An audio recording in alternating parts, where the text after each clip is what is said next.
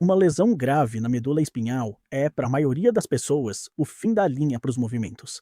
Uma vez que os nervos são rompidos, a comunicação entre o cérebro e o corpo parece permanentemente cortada.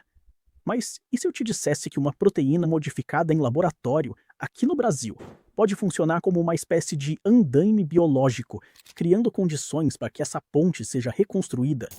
Ignorar essa descoberta não é apenas desconhecer um avanço científico, é deixar de conhecer uma das linhas de pesquisa mais promissoras da medicina regenerativa atual. É entender que aquilo que durante muito tempo foi considerado irreversível talvez não seja tão definitivo quanto imaginávamos. Ainda estamos falando de uma tecnologia experimental, mas os resultados obtidos até agora têm chamado a atenção da comunidade científica. Neste vídeo, eu vou te mostrar exatamente o que é a polilaminina e como a ciência brasileira conseguiu fazer ela atuar em 3 níveis diferentes para favorecer a recuperação de funções perdidas após lesões do sistema nervoso. Você vai entender por que isso não é só mais uma pesquisa, mas uma das iniciativas mais promissoras da medicina regenerativa brasileira. E fica aqui, porque o terceiro nível de atuação é o que realmente diferencia essa molécula de muitas outras estratégias já estudadas no mundo. Como socorrista e bombeiro, eu vejo as consequências devastadoras de traumas todos os dias. Por isso, quando uma tecnologia como essa surge, uma que tem o potencial de mudar o prognóstico de tantos pacientes, eu faço questão de mergulhar fundo e trazer para vocês. A polilaminina é, na essência, uma versão aprimorada de uma proteína que nós já temos no corpo, a laminina. A laminina é fundamental na chamada matriz extracelular, que é tipo o cimento que organiza e dá suporte para as nossas células. O que os cientistas da UFRA, a Universidade Federal do Rio de Janeiro, fizeram foi genial.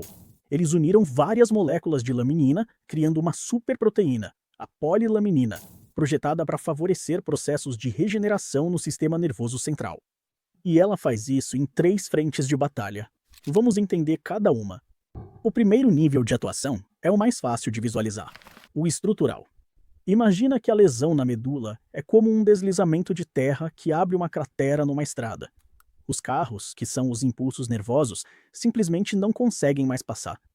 A polilaminina, quando aplicada na área da lesão, se organiza e forma uma espécie de andaime tridimensional, uma ponte microscópica sobre essa cratera. Ela cria um caminho físico, um guia para que os neurônios possam crescer e tentar atravessar o buraco. Sem essa estrutura, os axônios, que são os bracinhos dos neurônios, crescem de forma desordenada e têm muito mais dificuldade para alcançar o outro lado. A polilaminina dá a eles uma direção, um caminho a seguir. É a base de tudo. Fez sentido essa analogia da ponte?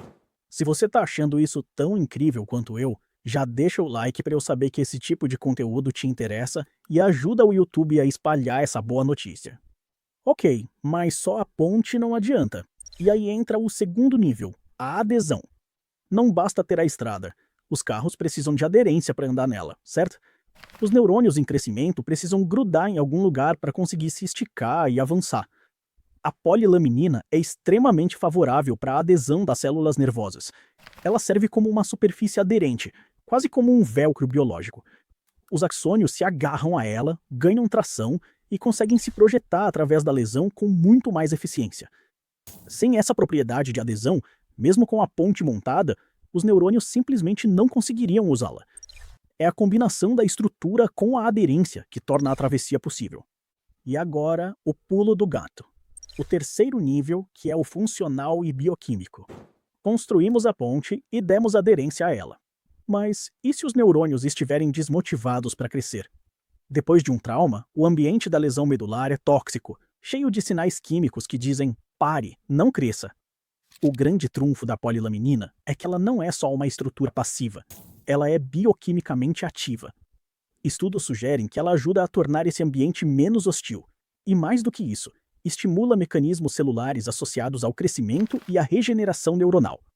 Na prática, a polilaminina não só constrói a estrada, mas também ajuda a criar condições para que os neurônios avancem e tentem se reconectar do outro lado. Ela favorece a formação de novas conexões nervosas, um processo conhecido como sinaptogênese.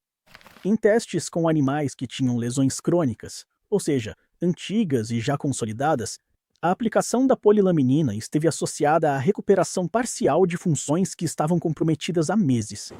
Alguns estudos observaram melhora do controle da bexiga e da capacidade de caminhar. Isso é extremamente relevante porque sugere que a estratégia pode ter potencial mesmo quando não é aplicada imediatamente após o trauma. O que você achou mais impressionante na ação da polilaminina? O efeito de ponte? O de cola? Ou o de estímulo? Me conta aqui nos comentários. Quero muito saber a sua opinião. Claro, a jornada é longa.